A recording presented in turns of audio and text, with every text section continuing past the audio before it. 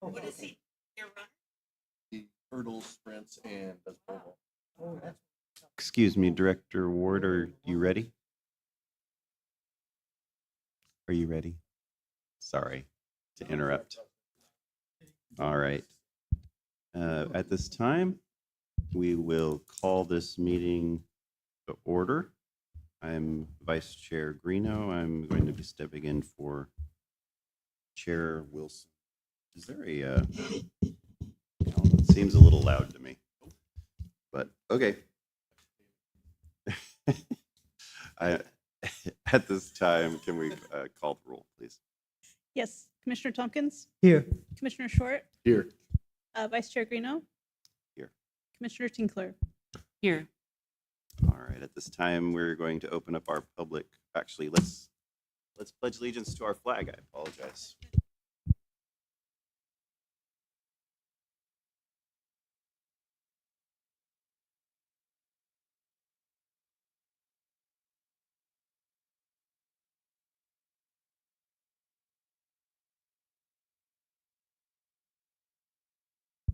Okay, now at this time, we'll open our public comment period. Any member of the public may address the Solid Waste Management Authority on any matter on or off the agenda. Each speaker will be allotted 3 minutes to make their comments. Is there any public comment at this time? Seeing no public.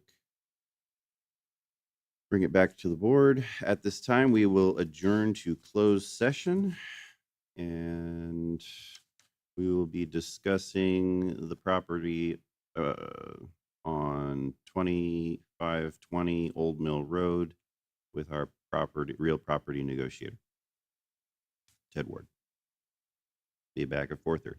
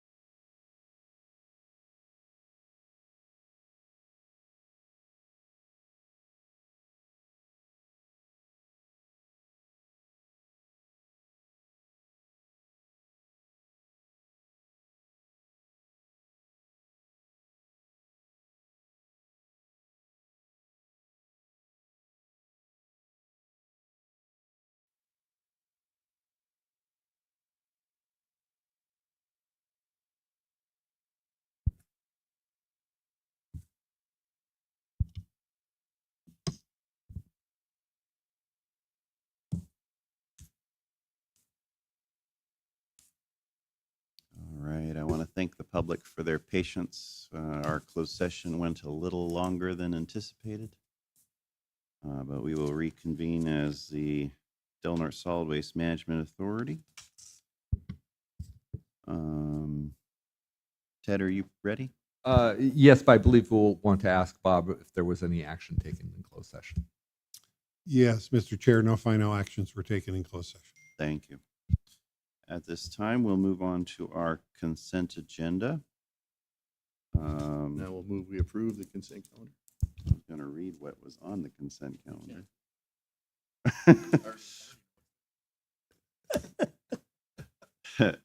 So we have several items on our consent agenda.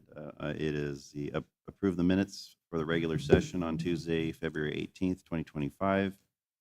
Approve Del Norte Solid Waste Management Authority Resolution 2025-02, authorizing acquisition of the real property known as 2520 Old Mill Road to Crescent City, California, on the terms stated herein, as well as approve the budget transfer for fiscal year 24-25 in the amount of $76,000. We have a motion by Commissioner Short. Do we have a second? I'll second. All right, we have a motion and a second. Do we have any public comment on the consent agenda? Seeing no public comment, we'll bring it back to the commission for a vote. Commissioner Tompkins, Yes. Commissioner Short, Yes. Vice Chair Greeno, Yes, Commissioner Tinkler, Yes. thank you. Moving on to our Jason? director. you might want to do public comment after the closed session.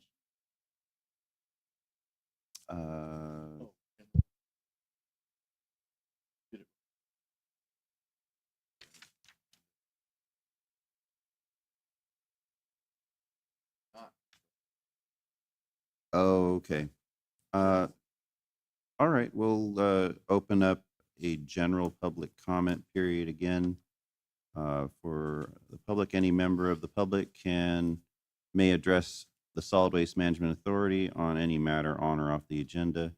Each speaker will be allotted 3 minutes to make their comment. Is there any public comment at this time? Okay. Seeing no public comment, we'll bring it back to the board. We have our director's report. Thank you, Vice Chair Greeno. Regarding, I'll just highlight some of the other things that are not otherwise on the agenda. We're continuing to work with EBA Engineering on the 5-year permit review for the Del Norte County Transfer Station, and 2 representatives from EBA are going on a site visit on the 25th, so next week. Let's see, we've got, our authority staff are currently working with the Del Norte Solid Waste Task Force on the required 5-year review for the authority's recycling, composting, waste reduction, hazardous, and solid waste programs as detailed in the Regional Agency Integrated Waste Management Plan. And that gets updated through the electronic annual report process. But essentially every 5 years, this is a listing of all the different recycling programs we have, and this Solid Waste Task Force is specifically appointed to conduct that review. So they're doing that review in addition to also trying to work with these community meetings. That the next one will be on April 1st. And we're looking at food rescue, but in this case, they're doing a separate review of the Integrated Waste Management Plan. And so we anticipate you'll see that letter next month at the April meeting. And Cal Recycle is eager for that report because it is a little bit overdue. But it does also highlight one of the things that it calls for us to do is to review whether or not we still have 15 years remaining of disposal capacity. Our landfill material goes from the transfer station to the Dry Creek landfill operated by Rogue Valley Disposal, which has recently been bought out by Waste Connections. Our landfill capacity is secured in in an agreement between Hambro and Dry Creek Landfill, and to which we are a third-party beneficiary to that agreement. Namely, if our relationship for whatever reason with Hambro's sours, we could potentially hire a different contractor and use that same capacity that has been reserved for Del Norte County. But it is a contract that is held by Hambro WSG. And so we are in the process of now responding to, in a future item, you'll see they've requested their annual CPI-based rate adjustment. This is a rate adjustment based on the consumer price index changes. But it's also a time each year to look at how our relationship has changed. And I would like to suggest that we include in the negotiation of that change or an extension of the landfill capacity agreement so that we can continue to stay in compliance with that regional, the Cal Recycle requirement. So that is not currently before you, but the CPI request is, and because that was related to the review by the task force, I thought I'd bring it up now. We are continuing those community planning meetings. Like I said, the next one is April 1st, and I'm grateful that it will be at the Elk Valley Rancheria building, 2332 Howland Hill Road in the Sam Lopez room. So very happy about how those meetings are going. This should continue to be interesting. But those of you who are interested in food rescue and redistribution, or interested in compost, or how we can reduce our greenhouse gas emissions by handling our yard waste differently, then those are the meetings for you. So continuing on, we also have two requests from Patrick Hickey, who is their representative for the union representing authority employees, SEIU 1021. One is an information request about making sure that our retirement funds are in place. And the other one is requesting to start negotiations on the update of the MOU between the authority and the agency. It does expire within on June 30th of this year, so it is time to start those negotiations. We can do that with myself operating as your representative, or you can appoint an ad hoc to engage in those negotiations. Also this Friday, I will be attending the SB 54 Advisory Board meeting. And this is, again, working with Cal Recycle and the Circular Action Alliance. This group is trying to look at how SB 54 will be implemented. SB 54 is an extended producer responsibility law affecting single-use packaging and foodware. And the objective is that by 2032, those materials will be all recyclable or compostable, and most of them, and at least 25% of them will be recovered for recycling. At this point, we're not very close to those goals, and the regulations that were proposed as draft were recently rescinded by the state. So we're kind of starting over in terms of the regulations. But for all of these reasons, I've decided to step back from the appointment as on the SB 54 advisory group on behalf of the Rural Counties Environmental Services Joint Powers Authority, because that's the seat that I'm sitting as the rural seat. I want to continue to stay engaged on this process, and I will, and I'll still continue to work with the ESJPA staff, but I really feel that I'd put in significant effort, and I think we've done well by our agency, but it's a little far off from what's happening immediately in Del Norte County, and we have a lot of planning activities that we're doing in terms of the community planning and what we're doing with food waste. And I really felt like it was a little too much of a time commitment for the benefit to our immediate community. So I am stepping back from that, but continuing to stay involved. But I am continuing to attend the ESJPA meetings, and I will be meeting with ESJPA staff when I'm in Sacramento next week. With that, I'd be happy to answer any questions before I go on to the financial reports. Are there any questions from the commission? One on the possible appointment of an ad hoc for negotiations. Who would be forming the ad hoc? Well, that would be up to the board, and certainly the board can do that at any point. But essentially, it's at what point do you want to do it? Do you want to do it at the very early stages in negotiation, so you're there at every stage? Do you want to do it later? Do you want me to begin negotiations? I'm very open to however this board chooses to approach that. So what's the time frame for your negotiations? Well, to we're start? going, I haven't yet received the letter indicating the points that they're looking to negotiate. I anticipate we'll probably get that next month. Okay. And so probably you'll be poised to appoint whatever committee, if you wanted to appoint a committee, next month. Okay. Okay. Hopefully the entire commission will be here so we can have that discussion. Right. Okay. Good, thank you. And I'm looking to Kira because, of course, she is in these same conversations. And so I miss anything? Does that sound all right?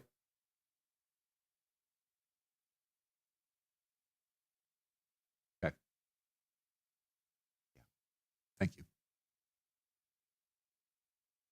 Shall I move on to the financials, sir? Absolutely.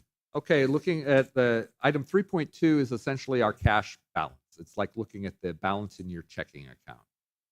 So currently at the end of January, we had a little over 3,068,000 in the bank, and we still have 198,000 set aside for last month's rent.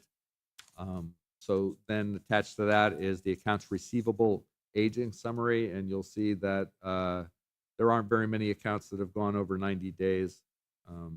Kathy does a good job keeping on top of those accounts, and they don't stay on the 90 days without going to collections pretty quickly.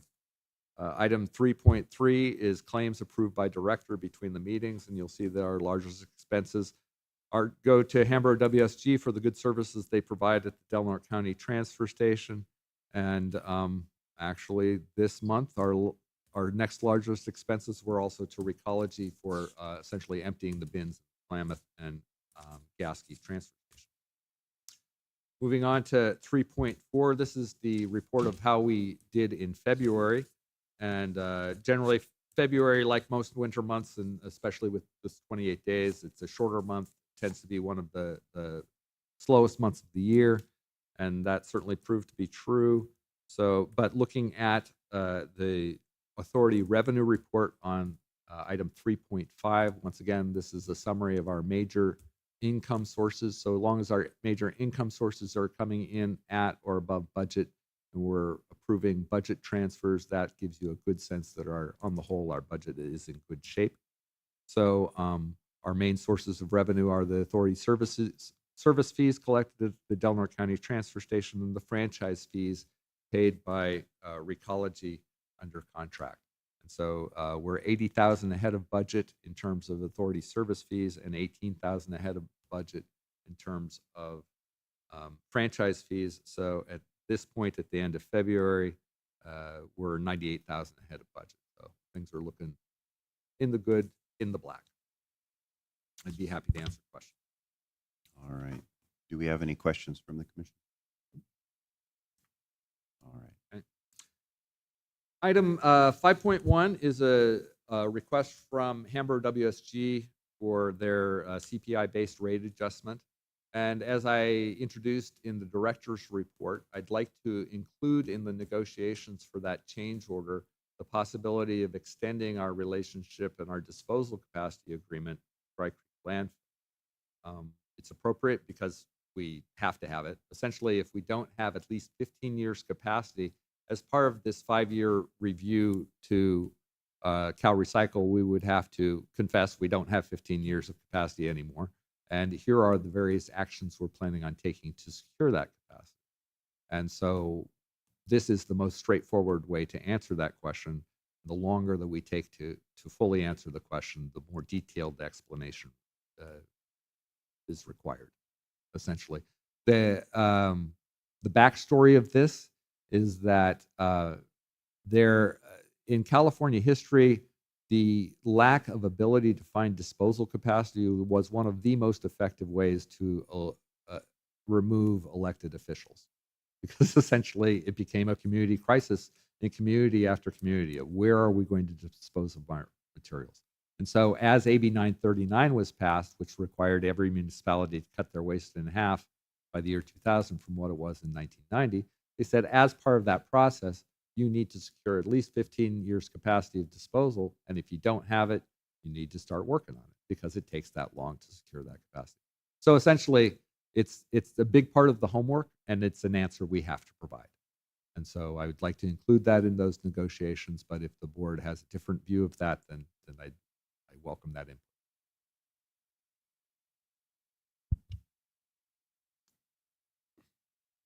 Commission have anything to add? I just reading the memo that Joel has provided to us. Forgive me if I'm remembering this wrong, but it seems like there was always a figure attached. In past years that we've approved this, which I have no problem just approving the CPI increase because it makes sense. But I might be wrong. It seems like in the No, you're past- absolutely correct. And this is the start of the process. What you're remembering is the next step, which is we will have a change order with prices, and then we have a rate ordinance, or oftentimes a rate ordinance, but if there's a new rate, most often it's a rate resolution, which essentially makes these rates effective. It sets the maximum rates that Recology can charge, and it sets the rates that we pay Hambro from the income that we received at Del Norte County Transfer Station. So you will eventually be reviewing rates and approving those, but at this point, it's simply the request. And the request is, we usually use the March CPI index. Recology has requested that we use the February CPI index, and that's fine. But at this point in time, for example, the March index hasn't been released, so we don't know what it is. So we can't give you those numbers until those are available.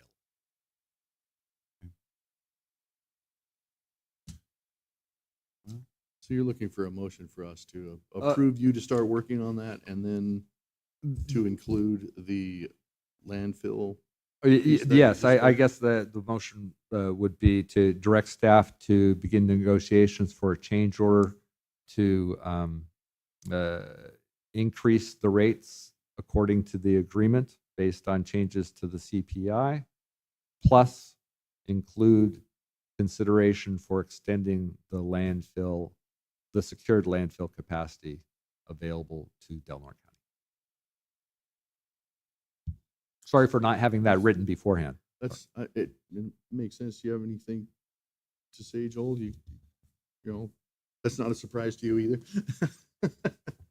Okay, I would make that motion as Ted just stated.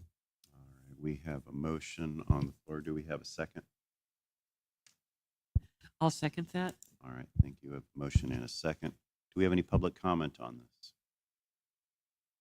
Okay, seeing no public comment, we'll bring it back to the board. Is there any more discussion on this from the commission?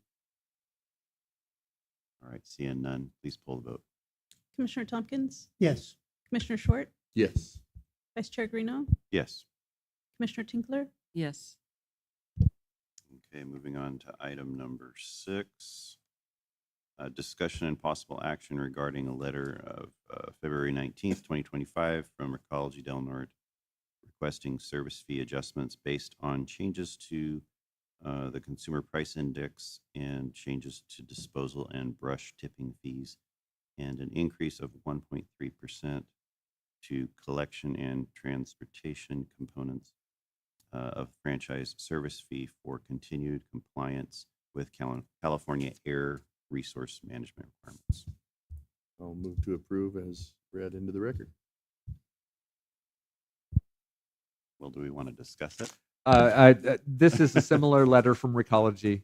Like I said, the clarity that I guess I would ask for is whether we're going to be using the February or the March index.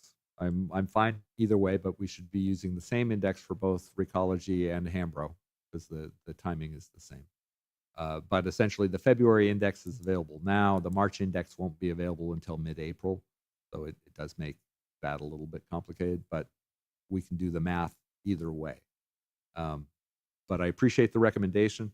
You can see from the letter from Recology, they're asking for more than just the CPI. In a previous discussion and previous change orders, they've been approved for increased payments due to their efforts to comply with requirements from the California Air Resources Board. Essentially, they're reducing the number of diesel vehicles on the road, and so in compliance with, but they're back ordered, so it's all described in the letter. But bottom line is, Recology is requesting an additional 1.3% increase to the collection and transportation components of each rate. Each rate that we have has a collection, transportation, and either disposal or recycling component. So they're also asking for an increase in the recycling component because they do the processing at Recology Humboldt, and they're looking at a 1.4% increase there. So it's a bunch of different increases. The increases associated with the brush rate and the solid waste rate, we don't know at this point because they have to be calculated and they're related to the change order with Hambro. So it's all kind of intertwined, but essentially what we're doing now is you're saying letter received, go do the math, come back and tell us how it comes out, and then we'll talk about it further. All right, thank you. Do we have any comments or questions? Is there a reason Recology is using a month that's different than Hambros? Can we not use the same month that we used last? We should use the same month, but I'm fine whether it's February or March.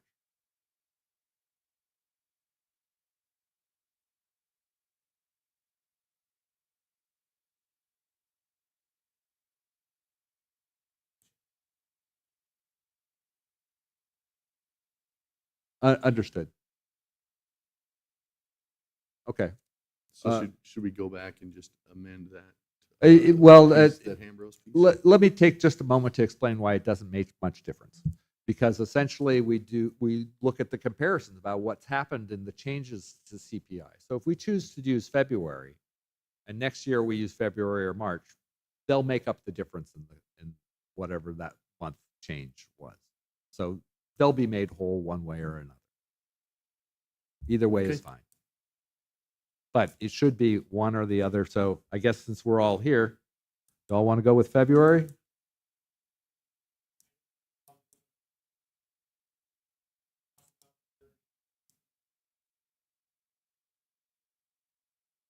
Okay. Okay. Well, I will confer with them, make sure everybody's good using the same month. Beautiful. Okay. Thank you.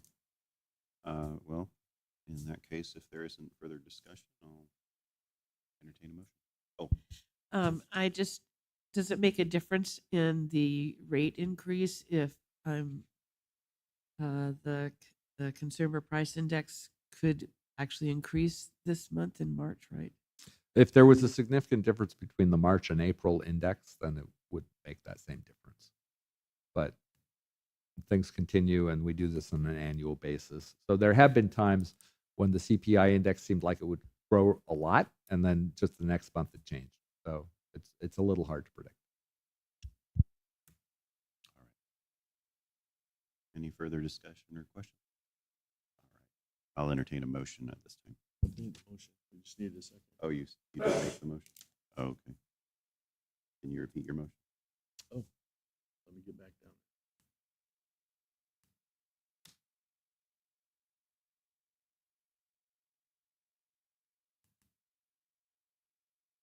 Sorry about that. In a different spot.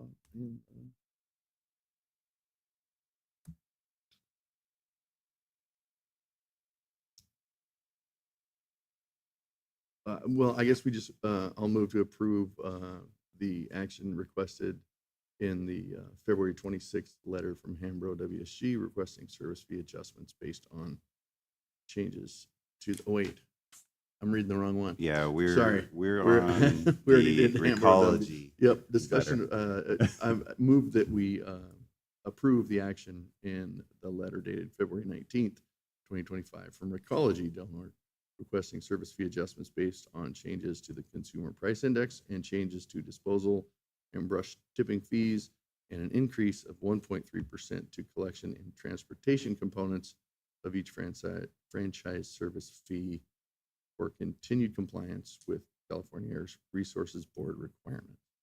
All right, we have a motion. Do we have a second? I'll second.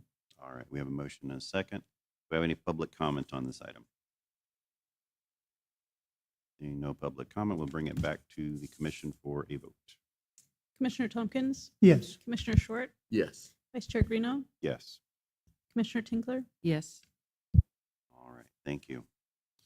Moving on to section 7 in our agenda, we have discussion and possible action regarding wage step placement at step C for a newly rehired refuse site attendant one, acknowledging the past work experience.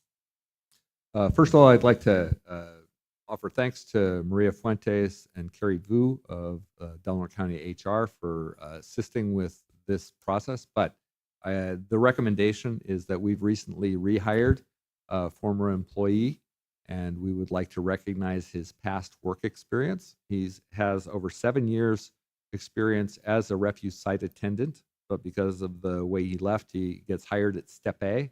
Our recommendation is that he gets moved to step C as allowed under the MOU in recognition of his previous work experience. Further, we're looking to clarify that should he become a permanent employee, he would be allowed to advance as a refuse site attendant 2 based on his 7 years of prior experience. I will move to approve the wage step at step C. All right. I second that. Have a motion and a second. Do we have any public comment on this item? Seeing no public comment, we'll bring it back to the commission for a vote. Commissioner Tompkins, Yes. Commissioner Short, Yes. Vice Chair Greeno, Yes. Commissioner Tinkler. Yes. All right. We're moving on to item 7.2, discussion possible action of a possible support position for SB 45, Padilla, SB 561, Blakespear, SB 501, Allen, and AB 823, Warner. I will try to go through this quickly, but we can take as much time as you'd like on it. SB 45 we discussed last time. Essentially, this is what we call a leash to lid law. Essentially, it makes little plastic adjustments so that the cap is fixed to that little ring that goes around the neck of each soda bottle. Caps in generally are readily separated from the bottles, and they're a substantial source of litter, and they have no redemption value currently. This bill would leash the lid, as is already the case in the EU. And based on the board's guidance, I did pursue this with several recycling processors. None of them see any concern at all about having the leash the lid change their operation. So their caps have value, bottles have value.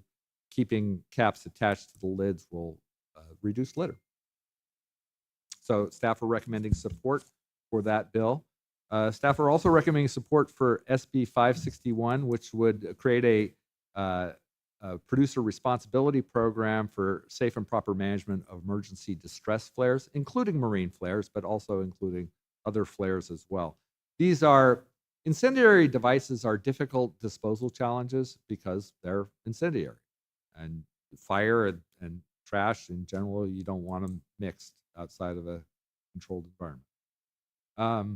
So we support that. And as you know, Cura has shepherded through some of the largest marine flare collection events in the history of the state of California. So we're well poised to support that. SB 501 would create a producer responsibility program for all of the household hazardous wastes generally that aren't paint that are collected that are not otherwise covered. So it's a general, very broad program. And for example, at the time that Paint Care was first established as the product stewardship organization responsible for paint, paint was the major expense of each of our household hazardous waste events. Now, that is no longer an expense because the Paint Care program accepts all of the paints we collect during our household hazardous waste day. However, the expense of managing all of the other materials has continued to increase.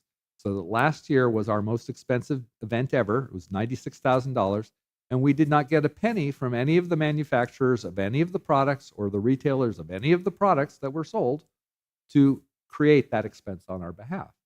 And so this is a product stewardship program. The idea is that if you have something that's hazardous and you want it actually collected, paying for that collection program at the point of purchase is the time to do it. Because at the end of life, people don't have the money, they don't go to the trouble, they find an excuse why somehow that's just not a priority.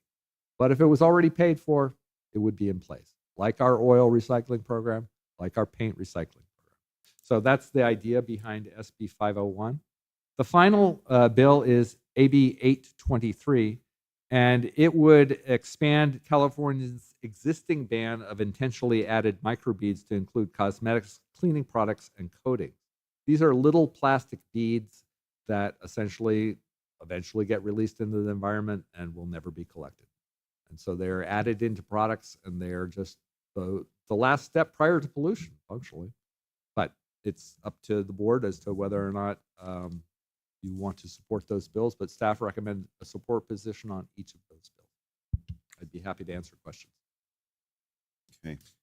I move we approve the adoption of the support letters for SB 45, 561, 501, and AB 823. So we have a motion. Do we have a second?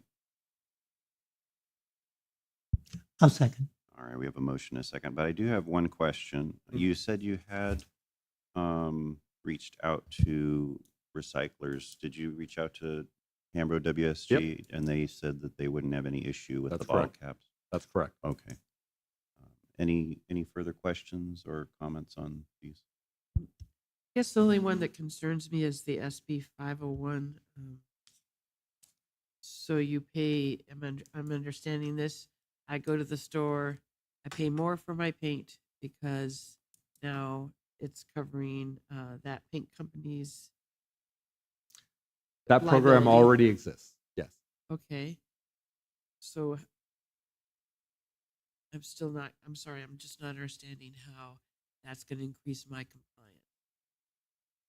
compliance. When you buy paint, Yeah. right?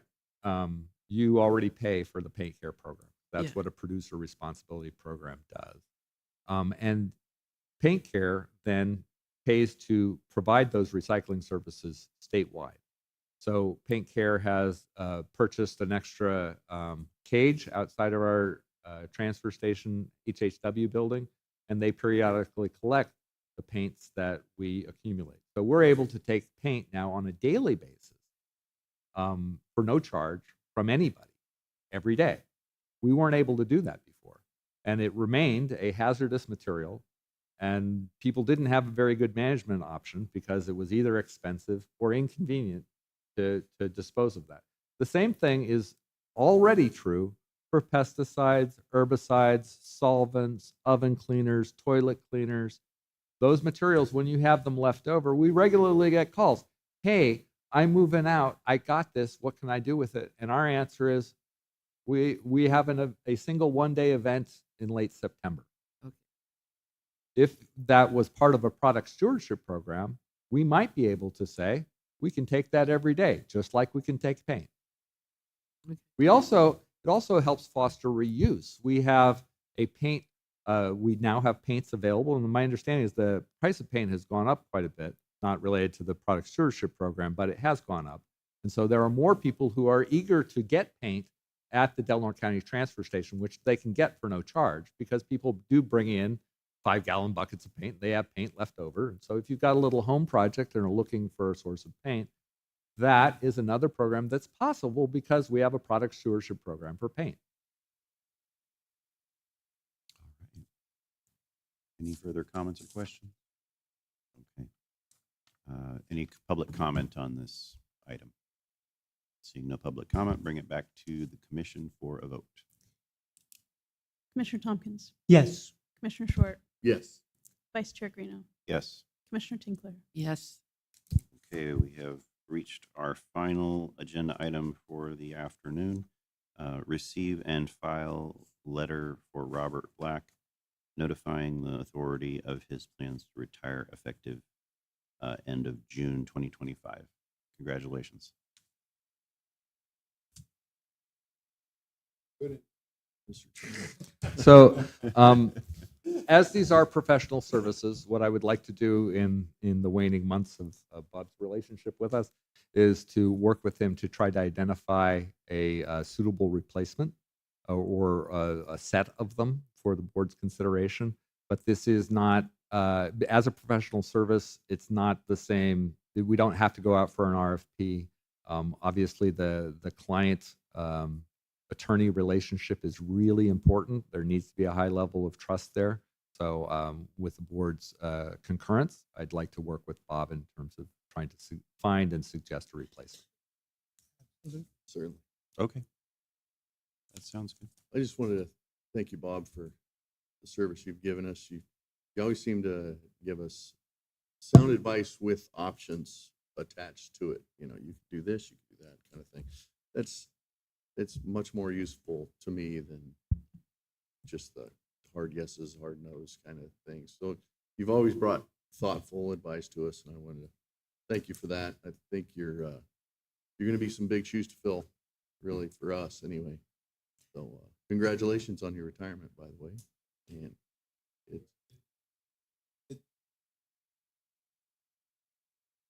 I did tell Ted that in respect to any ongoing matters, if my consultation was required after the 30th of June, I would make myself available at least up till the end of the year. And by that, I'm specifically referring to any property acquisition matters, that sort of thing. So, very good. Thank you for that. sure. Thank you. And as the public member, I want to say how grateful I am for how good you are at explaining legal stuff to the public member. Yeah. All right. Well, that's a receive and file. Do we have anything further from the commission for the good of the order? All right.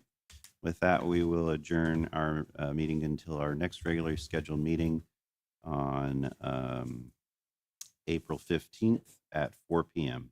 right here. An auspicious day.